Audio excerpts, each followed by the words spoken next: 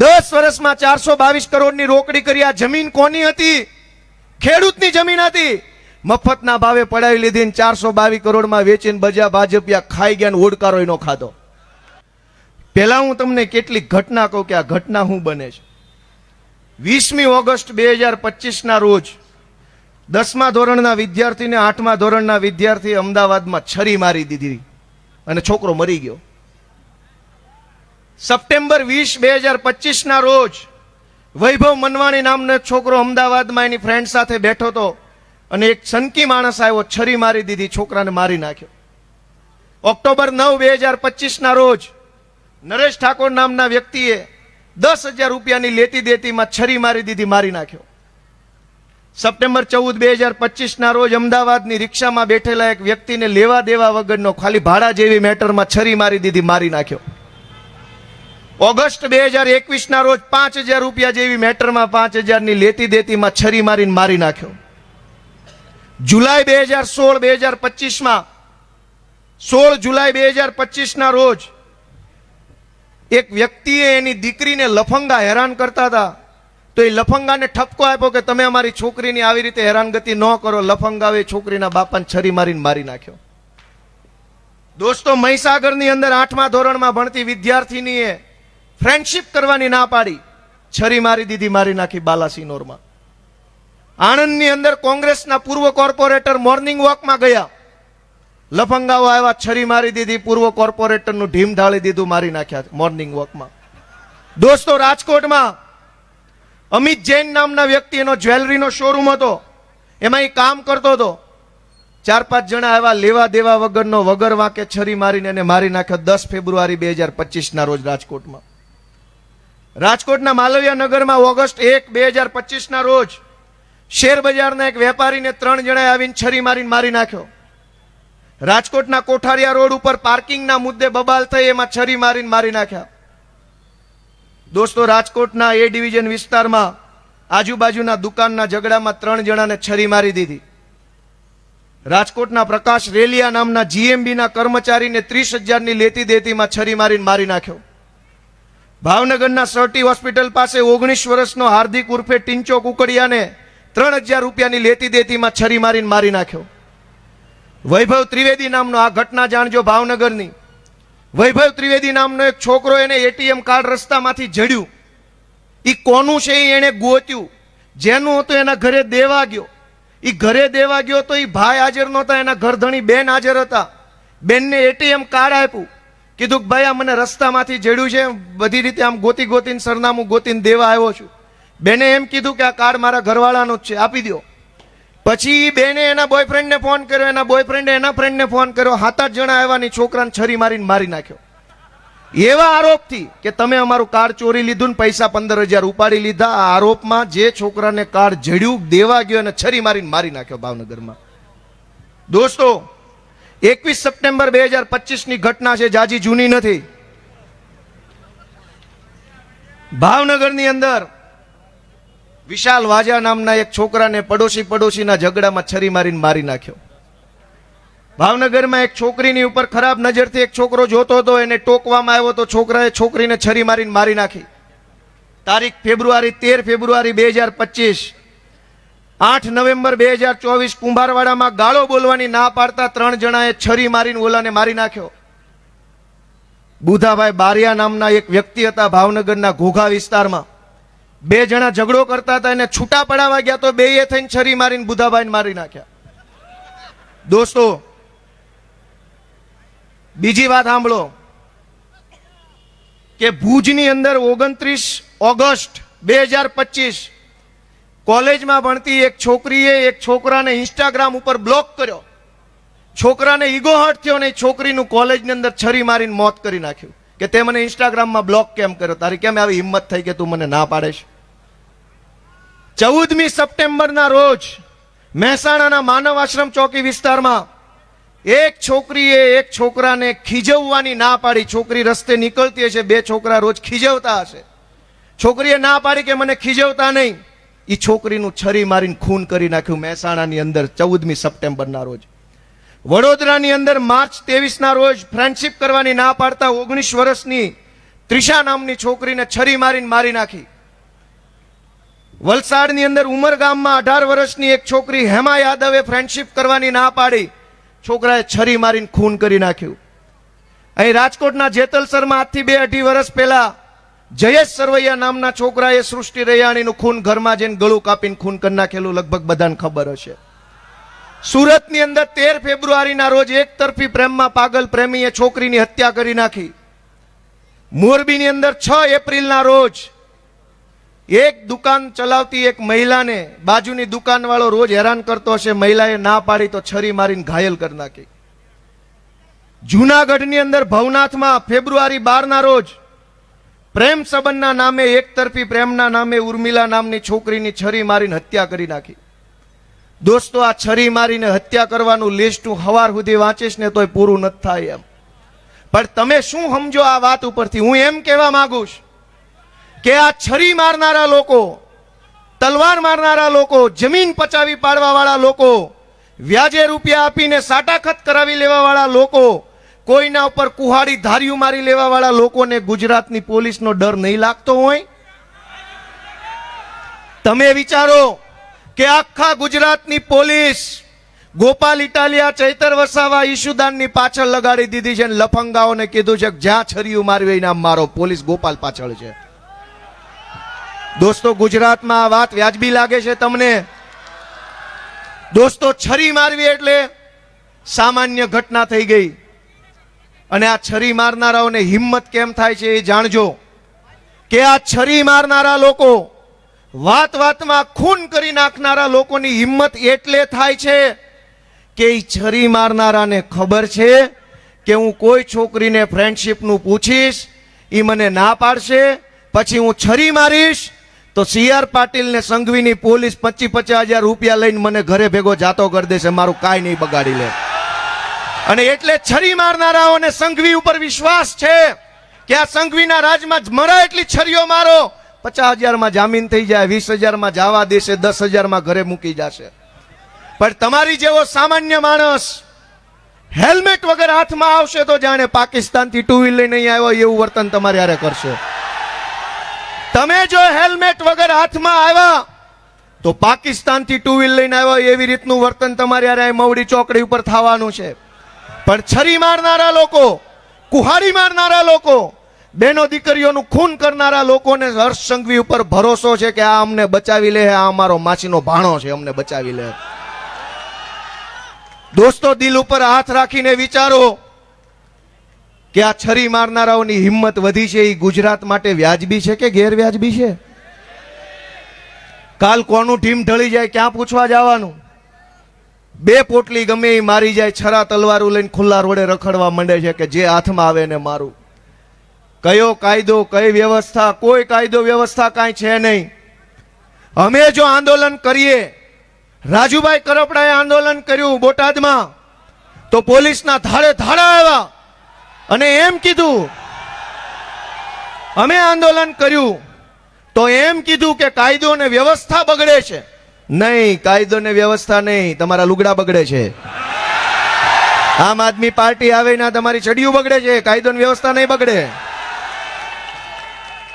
અત્યાર સુધી બહુ મનમાની કરી લીધી ભાઈ ભાજપ વાળાએ, એના મળતિયાઓએ બધાએ. હવે તમારો પનારો આમ આદમી પાર્ટીના યોદ્ધાઓ હારે પડ્યો છે. કાયદો ને વ્યવસ્થા નહીં, તમારા લુગડા નો બગડે એની તૈયારી રાખજો દોસ્તો.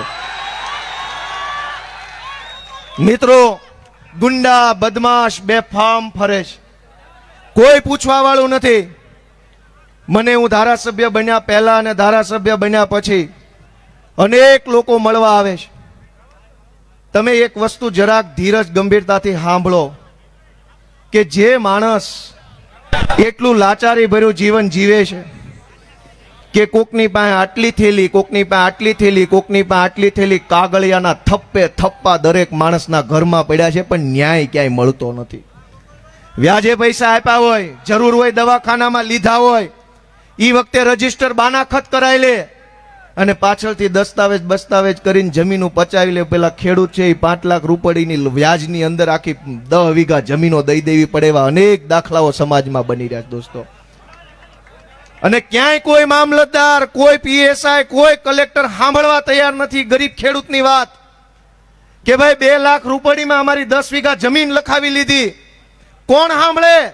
કોઈ સાંભળવા તૈયાર નથી. દોસ્તો, એક લાચાર માણસની લાચારીને અવડી મોટી સરકાર સમજવા તૈયાર નથી ને, ત્યારે અમારે રાજકારણમાં આવવું પડ્યું છે ને આંદોલન કરવું પડ્યું છે. દોસ્તો, એવડી મેં લાચારી જોઈ કે ઘરમાં દવાખાના આવે, તમે સરકારી માણસની તમે બિન સંવેદનશીલતા જુઓ. હમણાં એક એવો કિસ્સો આવ્યો કે કોઈ ગરીબ માણસને કંઈક ઓપરેશન કરાવવાનું છે, એટલે એ દવાખાને ગયા અને ડોક્ટરે કીધું કે ભાઈ આધાર કાર્ડમાં રમેશભાઈ છે અને ઓલા મા કાર્ડમાં રમેશ કુમાર છે, આનું ઓપરેશન નહીં થાય. દોસ્તો, કેટલી ખરાબ વાત છે, કેટલી ક્રૂર વાત છે. આ તો ઠીક છે ભાઈ, બધું જાહેરમાં કહેવાય ને, નકર હાથમાં આવી જાય ને 2 બોચા મૂકું તો બધા કાર્ડ રિપેર થઈ જાય. એક હારે સરકારી ખુરશી પર બેસી જાય એટલે એના મનમાં હું એવું ભૂત ભરાઈ જાય છે કે તમને રસ્તો કાઢવા બેહાડ્યા છે. રસ્તો કરો તમે. રમેશ કુમાર હોય કે રમેશભાઈ હોય, ઓપરેશન કરાય એમ છે કે નથી એ મુદ્દો છે કે રમેશભાઈ નામ છે. રમેશ કુમાર હોય તો ઓપરેશન નહીં થાય ને રમેશભાઈ હશે થઈ જાય. કેવી માનસિકતાના સાહેબો, કેવી ખુરશીઓ ઉપર બેહી ગયા છે. દોસ્તો, ક્યાં મોરચે લડવાનું. અને એટલે ઘટના હું કહેવા બેહીશ તો અનેક ઘટનાઓ છે દોસ્તો. પણ સમજવા જેવી એક વાત છે કે આપણે બધાએ બહુ સહન કરી લીધું છે. હવે જાજુ સહન કરવાની જરૂર નથી.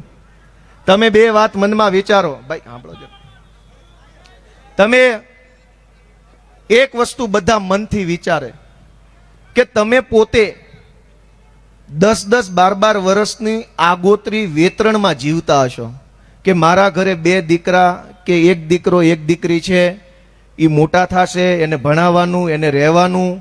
અમારે અત્યારે 2 BHK નો ફ્લેટ છે, ભવિષ્યમાં કેવડી જરૂર પડશે, છોકરા પરણાવીશું તો શું થશે, નોકરીએ ક્યાં મૂકશું, ભણવા ક્યાં મૂકશું, હોસ્ટેલે ક્યાં મૂકશું, હગું કરવાનું થાય તો ક્યાં હગું કરશું.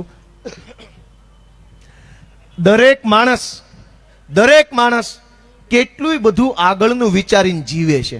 મારી વાત સાચી છે કે ખોટી છે? અત્યારે દિવાળી નથી આવી તો એ આવતી દિવાળી સુધીનો વિચાર ઘણા લોકો કરીને જીવતા હશે કે મારે મકાન લેવું છે.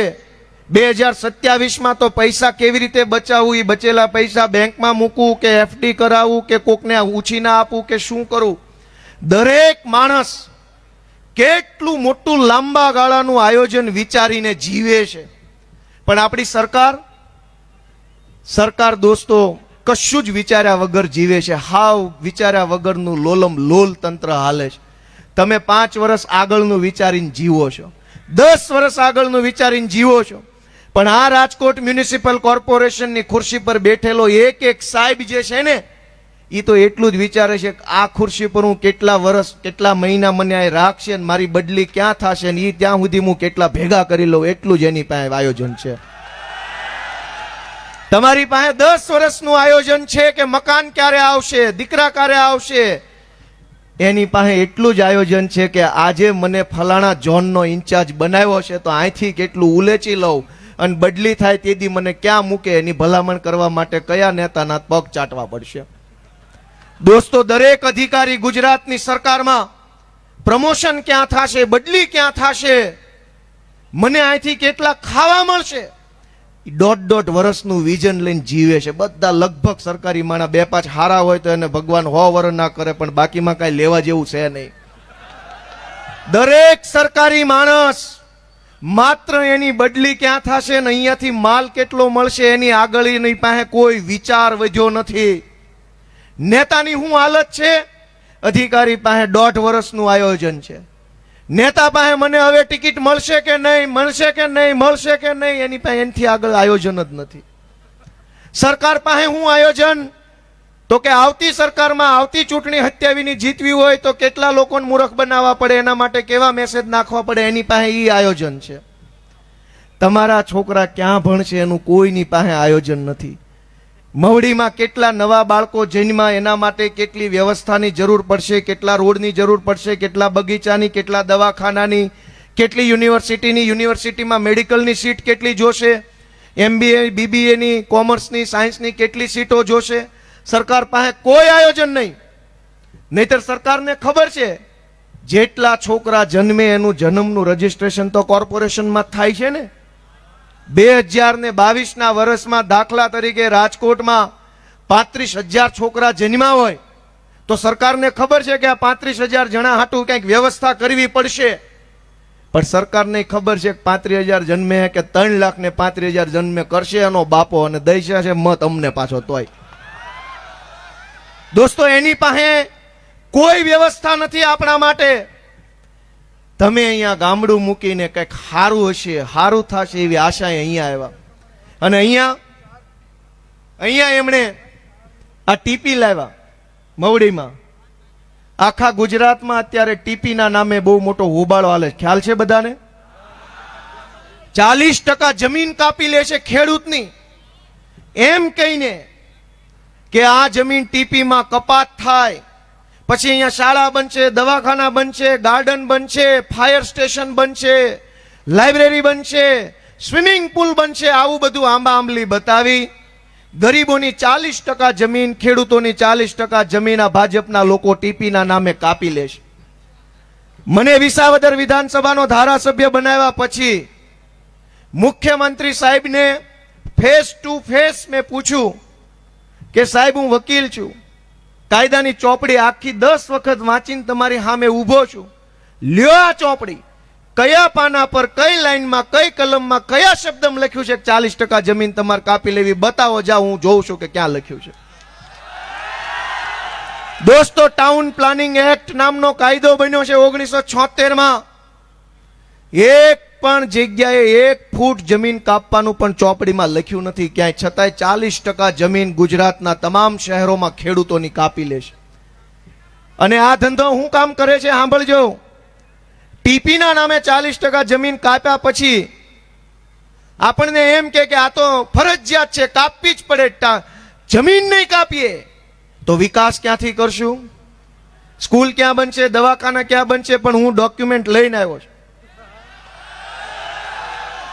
આપણને ભાજપના ઠોઠ નેતા જેવું પોહાય નહીં, પાકું કામ જોઈએ, ભણેલ ગણેલ માણા ટાઈપનું. આ છાપું છે, કેમેરો ઝૂમ થતો હોય તો કરજો, એટલે ઓલી LED સ્ક્રીન ઉપર દેખાય. આમાં એમ લખ્યું છે કે ટીપીમાં મળતા પ્લોટની હરાજી કરી આર્થિક પ્રશ્ન ઉકેલવાનો શોર્ટકટ. પહેલા એમ સમજો, આ રાજકોટની વાત છે, પહેલા એમ સમજો કે રાજકોટની કોર્પોરેશનમાં આર્થિક પ્રશ્નો આવ્યા શું કામ? બધાય વેરો ભરે છે, તમામ પ્રકારના વેરા ભર્યા પછી પણ આર્થિક શોર્ટ ક્યાંથી આવ્યો? આર્થિક તકલીફ કેમ પડી? બધાય ભાજપિયાઓ મળીને છે ને જનતાના વેરાના પૈસા પોતાના ખિસ્સામાં નાખે છે, અને એટલે મહાનગરપાલિકા ખાડામાં ઉતરી જાય છે. અને મહાનગરપાલિકા ખાડામાં ઉતરે પછી RMCએ 10 વર્ષમાં 422 કરોડની જમીન વેચીને રોકડી કરી લીધી. ઝૂમ કરીને બતાવો, સ્ક્રીન ઉપર બતાય.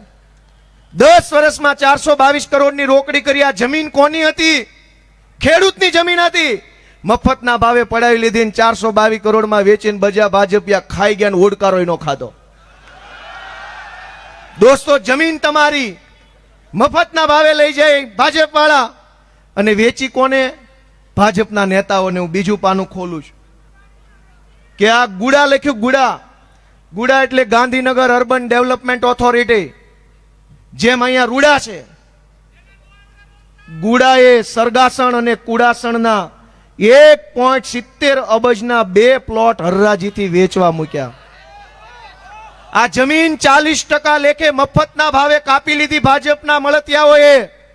એની કિંમત છે 1.70 અબજ રૂપિયા.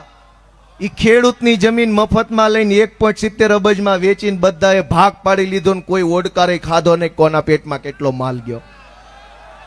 40% ટીપીના નામે જે ખેલ હાલે છે હું તમને આગળ બતાવું. આ રાજકોટનું છે. મહાનગરપાલિકાએ 300 કરોડની જમીન વેચીને કર્યો વિકાસ. નાના મવા, રૈયા સહિતના વિસ્તારમાં આવેલા 5 પ્લોટ HPCL તો મવડી અને કોઠારિયામાં આવેલા 3 પ્લોટ જેટકોને વેચ્યા. 2 પ્લોટનું ડીમાર્ટને આપ્યા. 4 પ્લોટ હરાજીથી વેચાય એમ કરીને બધાય ભાગ પાડી લીધો આ આખો 300 કરોડ રૂપિયાનો. દોસ્તો, તમારે અહીંયા મવડીમાં કે અમારા જુનાગઢમાં કે અમદાવાદમાં જે ટીપી આવે છે એ ટીપી જનતા માટે નહીં, 40% જમીનનો બૂચ મારીને ભાજપ વાળાને વેચીને મલાઈ ખાવા માટેની ટીપી છે. આપણા માટે કોઈ ટીપી નથી આવતી. હજુ આગળ આ લોકો આપણને એમ કે છે ભાજપ વાળા કે આ જે જમીન કપાય છે એ શાળા માટે, દવાખાના માટે. હાલો હું બનાવું દવાખાનું, શાળા. આ 21/8/2025 નું છાપું છે ગુજરાત સમાચાર. એમાં એવું લખ્યું છે કે અમદાવાદ મ્યુનિસિપલ સ્કૂલ બનાવવાના હેતુ માટેના 3 પ્લોટ 50% ડિસ્કાઉન્ટથી વેચી દેવાના છે. કોઈએ લેવા હોય તો કેજો, વાહેથી ગોહો ન કરતા, ગમને ન દીધા. ડિસ્કાઉન્ટે વેચવા માલ કાઢ્યો. દિવાળીનો સેલ આવ્યો. 40% લેખે જે જમીન ખેડૂતની મફતમાં કાપી લીધી, ઈ જમીન 50%ના ડિસ્કાઉન્ટથી ભાજપ વાળાના હાડુભાઈને વેચવા કાઢીશ. દોસ્તો, આગળ હું તમને બતાવું. શાળા બનાવવાની હતી પણ શાળા નહીં બને. હવે ભાજપના બિલ્ડરના ત્યાં મોટા મોટા પ્રોજેક્ટ આવશે ને એ પ્રોજેક્ટમાં મોંઘી મોંઘી ઓફિસ ને મોંઘા મોંઘા ફ્લેટ તમને વેચાતા આપશે. દોસ્તો, અમદાવાદમાં રજીસ્ટ્રેશન અને 15-16 એપ્રિલે ઈ ઓક્શન, ઓનલાઈન હરાજી, કેટલા કરોડ રૂપિયા? ઓછામાં ઓછા ઓવડાએ 9 પ્લોટની 96,000 સ્ક્વેર મીટર એરિયાનો ઈ ઓક્શનથી 900 કરોડ રૂપિયાના પ્લોટ વેચવા કાઢ્યા. ઓવડા એટલે Ahmedabad urban development authority. 900 crore રૂપિયાની ખેડૂતની જમીન મફતમાં લઈ લીધી, વેચવા કાઢી. ભાજપ વાળાના હાડાહાડુભાઈ લઈ લેશે. ખેડૂતને આવજો અને ન્યા ભાજપ વાળાના મોટા મોટા બિલ્ડિંગ બનશે. એ બિલ્ડિંગમાં તમને મોંઘા મોંઘા ફ્લેટ વેચી નાખશે અને થઈ ગયો વિકાસ. અને પછી કોઈ રાજકીય વિશ્લેષક મને એમ કહે છે કે શહેરમાં તમને મત નહીં મળે. શું કામ? ખેડૂતની જમીન મફતમાં લઈ ભાજપના હાળા એના બિલ્ડિંગ બનાવ્યું ને એ જ જમીન ઉપર ખેડૂતને 50 લાખનો પ્લેટ આપ્યો તો ખેડૂતને એમ લાગ્યું કે વિકાસ થઈ ગયો. દોસ્તો, કેવો વિકાસ છે આગળ જોવો. ડભોલીમાં આ તારીખ કઈ છે? 1/10/2025. ડભોલી સુરતમાં કતારગામ વિસ્તારમાં આવે. ડભોલીમાં રીક્રિએશન ઝોન હેઠળના 5 ફાઇનલ પ્લોટો સુડા દ્વારા રહેણાંક ઝોનમાં તબદીલ. શહેરના એક ધારાસભ્યના સંબંધી અને ઉદ્યોગપતિને બખ્ખા. આપણા ખિસ્સામાં બખ્ખા અને એને બખ્ખે બખ્ખા. દોસ્તો, વિચાર તો કરો કે આ શું હાલે છે. ભાજપના એક ધારાસભ્ય અને એના સંબંધી એટલે હાળો જ હોવો જોઈએ. ભાજપના એક સંબંધીને ઓછામાં ઓછા 400 કરોડ રૂપિયાનો ફાયદો આ એક નિર્ણયથી થશે. જે દિવસે ટીપી આવ્યું, ખેડૂતની 40% જમીન કાપી, ત્યારે એવું નક્કી કર્યું કે અહીંયા રીક્રિએશન ઝોન એટલે કે ગાર્ડન એટલે કે બગીચો બનશે. પણ બગીચો નહીં, હવે ભાજપના ધારાસભ્યના હાળાના એપાર્ટમેન્ટ બનશે ને 50 લાખમાં 1.5 કરોડમાં તમને વેચવામાં આવશે. એ લોન લઈને 50 લાખનું બિલ્ડિંગ લ્યો, પછી એક ભાજપ વાળો ગળામાં પટ્ટો ઘાલીને આવશે ને કહેશે જોયો વિકાસ. તમારી જમીન ઉપર મફતમાં પડાવીને બનેલા બિલ્ડિંગમાં તમને વિકાસ બતાવવાનું કામ 30-35 વર્ષથી આ ભાજપિયા કરે. દોસ્તો, કાંઈક તો વિચાર કરો તમે. સહેજ તો આત્મા જગાડો. આગળ વાંચીએ. મોટી રાજ રમત આ રાજકોટનું છે, ધ્યાન રાખજો. મોટી રાજ રમત, ભાઈ ઝૂમ કરશો કે મોટી રાજ રમત 118 કરોડનો પ્લોટ વેચીને મહાનગરપાલિકાએ 2 વર્ષ પછી હપ્તા કરી આપ્યા. તમને તો મેમો ભરવામાં હપ્તા નથી કરી આપતું કોઈ, અને આને 118 કરોડના હપ્તા કરી દીધા. જા બેટા મજા કર, ભાજપ વાળાનો હાળો છે ને લઈ જા. દોસ્તો, સાંભળો, હજુ આ છેલ્લું ઝૂમ આમાં કરજો. એએમસીએ પ્લોટ વેચવા કાઢ્યા. અમદાવાદ મ્યુનિસિપલ કોર્પોરેશને કોમર્શિયલ પ્લોટથી 2250 કરોડ રૂપિયા મેળવશે. 22 પ્લોટ વેચીને 2000 કરોડ રૂપિયા કમાશે. એ 22 પ્લોટની જમીન કોની હતી? ખેડૂતની. 40%ના નામે પચાવી પાડી અને 2000 કરોડ રૂપિયામાં વેચવા કાઢી. નો પચાવી પાડી હોત તો 2000 કરોડ રૂપિયા કોના ખિસ્સામાં જાત?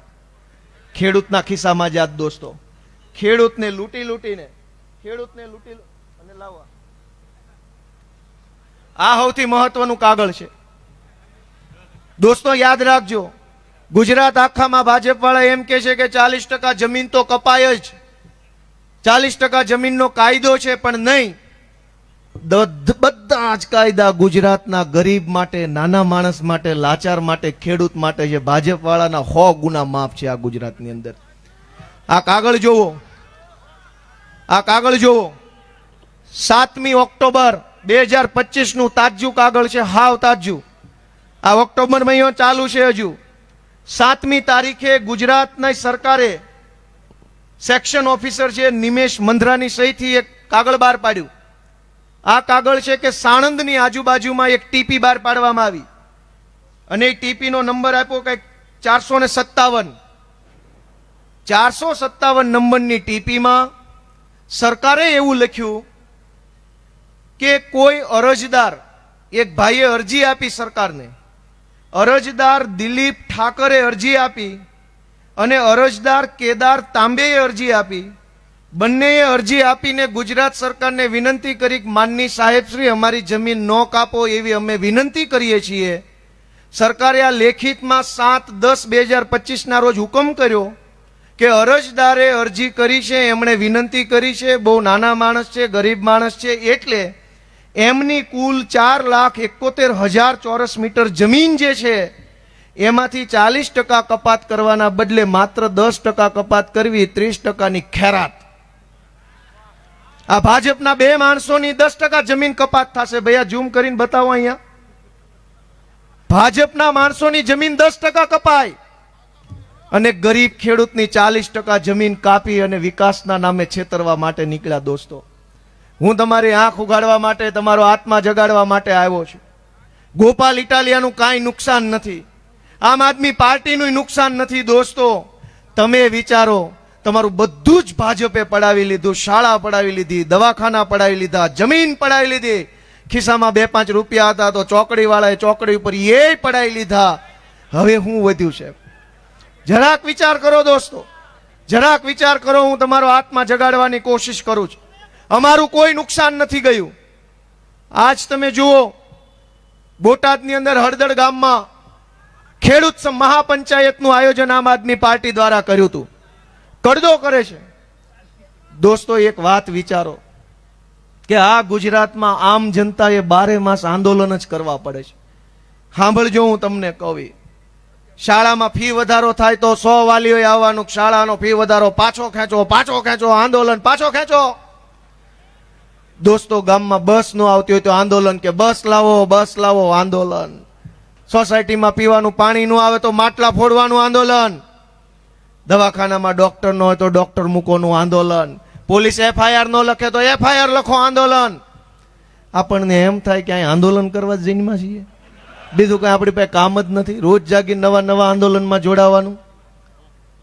જરાક તો વિચાર કરો કે કેટલા આંદોલન કરવા પડે. રાજુભાઈ કરપડા અમારા આગેવાને ખેડૂતો માટે આંદોલન કર્યું, કિસાન મહાપંચાયત કરી.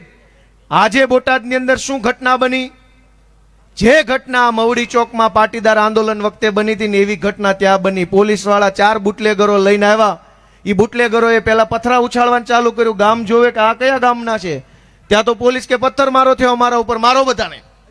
તમે 10-15 બુટલેગર લઈને આવ્યા, તમે પથ્થર મારાની તૈયારી કરીને આવ્યા, તમે આખા ગામને આરોપી બનાવવાની કોશિશ કરીને આવ્યા. આ ટોળાની અંદર 5 બુટલેગરો ભળીને પથરા ફેંકે, એમાં આપણે શું કરીએ? આજ બોટાદની અંદર આ ઘટના બની. પોલીસ વાળા 10-15 બુટલેગર લઈને આવ્યા. એ બુટલેગરોએ પથ્થરમારો કર્યો. પછી પોલીસ ગામ આખું ચારે બાજુથી ઘેરી લીધું અને ગામના ખેડૂતોને બેફામ માર માર્યો. રાજુભાઈને પકડ્યા, રાજુભાઈ બોરખતરિયાને પકડ્યા, અમારા અનેક આગેવાનોને પકડ્યા. પોલીસના માણસોએ પોલીસની ગાડી ઊંધી નગાવીને હળગાવી દીધી. પછી એના માણસો પાછા કેમેરો લઈને જોવો અમારી ગાડી હળગાવી દીધી. દોસ્તો, બુટલેગરોએ પોલીસના ડોકા કાપી નાખ્યા ત્યારે તો કોઈ બોલ્યું નહીં. ગુજરાતના અનેક બુટલેગરોએ પોલીસ ઉપર કાર ચડાવી દીધી. તે દિવસે તો કોઈ FIR થતી નથી. પણ એક નિર્દોષ માણસ આંદોલન કરવા નીકળે, પોતાનો હક માંગવા નીકળે એટલે ભાજપ વાળા તરત પોલીસ મોકલે છે. મેં નક્કી કર્યું છે કે જે લોકો ભાજપની દલાલી કરે છે જેને જેને ભાજપની સરકારમાં પ્રમોશન જોતા છે, જેને જેને ભાજપની સરકારમાં મોટા મોટા મેડલ જોતા છે, એને મેડલ ગોપાલભાઈ ઇટાલી આપશે, લોટાના મેડલ આપવાના છે જેને જેને દલાલી કર્યા. દોસ્તો, કેટલાક અધિકારી હારા છે, પણ બાકીના બધાને અત્યારે પ્રમોશન જોતા છે, પૈસા જોતા છે, સારી જગ્યાએ પોસ્ટિંગ જોતા છે. એમાં એને સરકારની દલાલી ચાલુ કરીશ. પણ જેટલી દલાલી કરવી એટલી કરી લ્યો. 27માં સરકાર બદલાય એટલે લાઈનમાં ઉભા રાખીને ગળામાં મેડલ લોઢાના પહેરાવાના છે બધાને.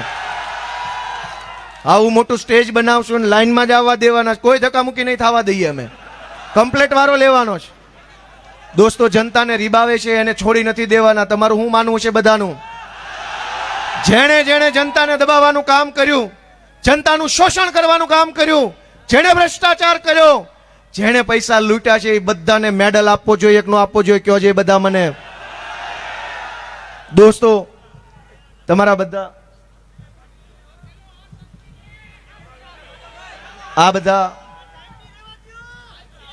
આ બધા મને એમ કે છે કે સમય થઈ ગયો છે. એ તો મને ખબર છે કે સમય થઈ ગયો છે, પણ તમે કાઢશો કે દી એને? એના ઘરે જવાનો સમય થઈ ગયો છે. દોસ્તો, છેલ્લી 2 મહત્વની વાત સાંભળી લ્યો. કેમ કે આપણે કંઈક સારું થાય એવા ઉદ્દેશ્ય સાથે અહીંયા ભેગા થયા. દોસ્તો, રાજનીતિની વાત મેં બહુ કરી. સેજ એક મારા હૈયાની વાત તમને કહેતો જાઉં, રાજકારણ વગરની. હું જે દિવસે મારા ટીંબી ગામમાં રહેતો હતો, ખેતી કરતો હતો, હીરા ગણતો હતો, બહુ જાજા લોકો મને ઓળખતા નહોતા. કાંઈ આપણું કાંઈ માન મર્યાદા નહીં, કાંઈ આપણો મોભો નહીં, કાંઈ વજન નહીં, કોઈ બોલાવે નહીં, કોઈ કાંઈ પૂછે નહીં. તે દિવસે ગામમાં એક જીવન જીવતા તમારી જેમ હજારો લોકો એક સામાન્ય જીવન જીવે છે. નાના મોટા દુઃખ આવે તો કોઈને કહી ન શકે. નાની મોટી સમસ્યા આવે તો માણસ મનમાં ને મનમાં જીરવી જાય, પણ કોઈને કહે નહીં કે મને કંઈક થાય છે, મને કંઈક તકલીફ છે, મને કંઈક પીડા છે. જેવો હું 2012માં પોલીસ બન્યો તો મેં જોયું. ધ્યાનથી સાંભળજો, આ જરાક લાગણીની વાત છે, રાજકારણની નથી કરતો. જેવો હું પોલીસ બન્યો તો મેં જોયું કે દિવાળી ઉપર મીઠાઈના પેકેટના પેકેટ ઓફિસોમાં આવે છે. બુટલેગરો આપી જાય, દારૂ વેચવા વાળા, ડ્રગ્સ વેચવા વાળા, હપ્તા આપવા વાળા, બધા પોલીસ સ્ટેશને મીઠાઈઓ આપી જાય, કપડાના તાકા આપી જાય, કાજુ બદામ ને કિસમિસ આપી જાય, ડ્રાયફ્રૂટના બોક્સ આપી જાય. સાહેબને ગિફ્ટ. શું કામ? આખું વરસ દારૂ વેચવા દે ને તો આ 2 કિલો બદામ ખાઈ લે. મેં એમ જોયું કે હું ખાલી કોન્સ્ટેબલ બન્યો તો મીઠાઈના બોક્સ ને બોક્સ ગિફ્ટમાં આવવા માંડ્યા. અને તમે જાણતા હશો, ભારે માણા હોય, વજનવાળો માણા હોય, થોડોક પાવર વાળો માણા હોય ને એને ઘરે બધાય બધું આપી આવે. લાચાર માણસનો તો કોઈ હાલે પૂછતું નથી કે બાપા કેમ તબિયત છે તારી.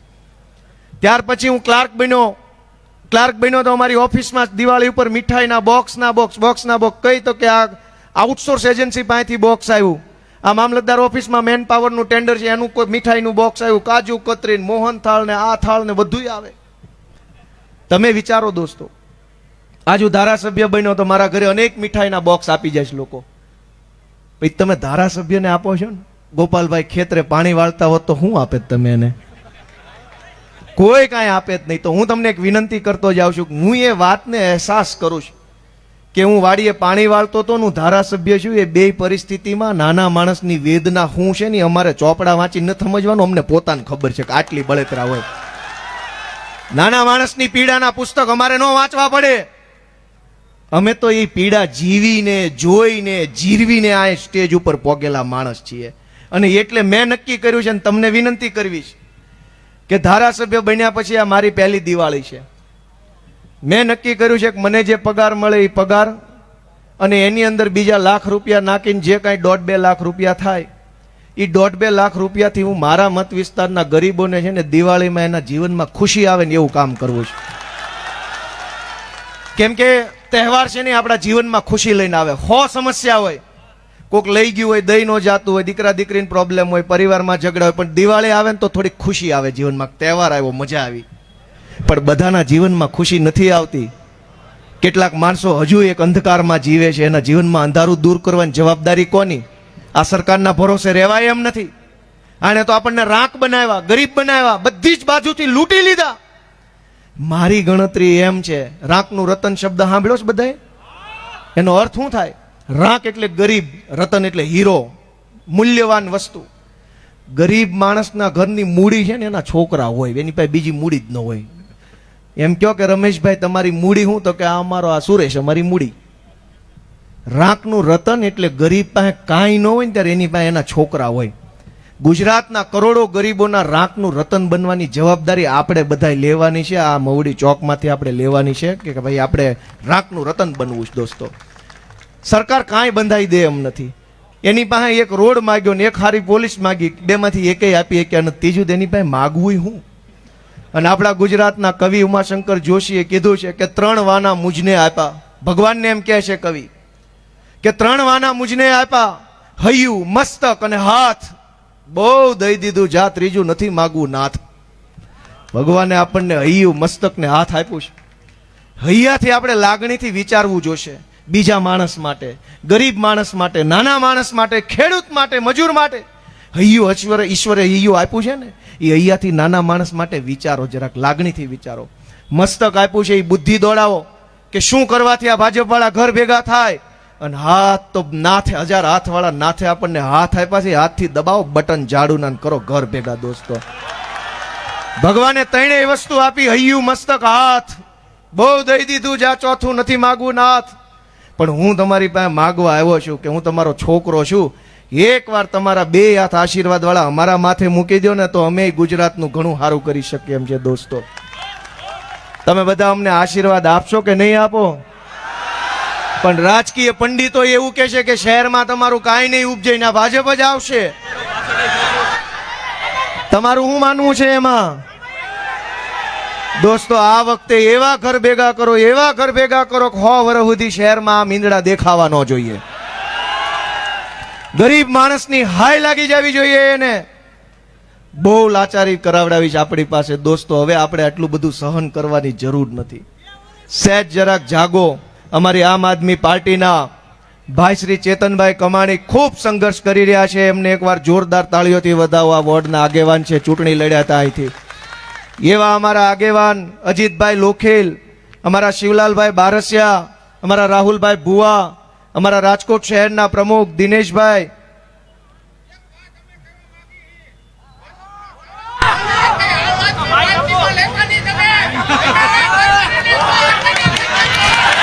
એ ભાઈ એમ કે છે, એ ભાજપના ધારાસભ્યની વાત કરે છે. મારું હું તમને છેલ્લી વાત કહી દઉં. એમણે ભાજપના ધારાસભ્યની વાત કીધી. ભાઈ, એ તમને એમ લાગે છે ને ધારાસભ્ય છે, એ ન્યા પટાવાળા છે. મેં નજરે જોયા છે. નથી કાંઈ ધારાસભ્ય બારાસભ્ય કાંઈ. આયા એ નવા સભા, કોટી, બંડી બધું આયા.